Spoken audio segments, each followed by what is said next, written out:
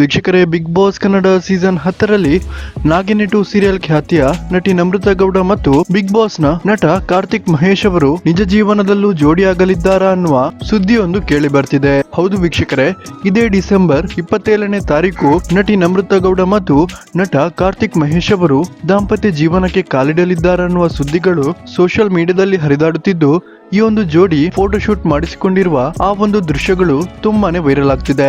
ನಟಿ ನಮ್ರತಾ ಗೌಡ ಮತ್ತು ಕಾರ್ತಿಕ್ ಮಹೇಶ್ ಜೋಡಿ ಸೂಪರ್ ಅಂತ ಫ್ಯಾನ್ಸ್ ಗಳು ಹೇಳ್ತಿದ್ದು, ನಮ್ಗೆಲ್ಲರಿಗೂ ಗೊತ್ತಿರೋ ಹಾಗೆ ನಟ Karthik Mahesh Bigg Boss Kannada season 10ರ ವಿನ್ನರ್ ಆಗಿದ್ದು, ನಟಿ ನಮ್ರತಾ ಗೌಡ ಇದೇ ಬಿಗ್ ಬಾಸ್ ನ ಕಂಟೆಸ್ಟೆಂಟ್ ಆಗಿದ್ದರು.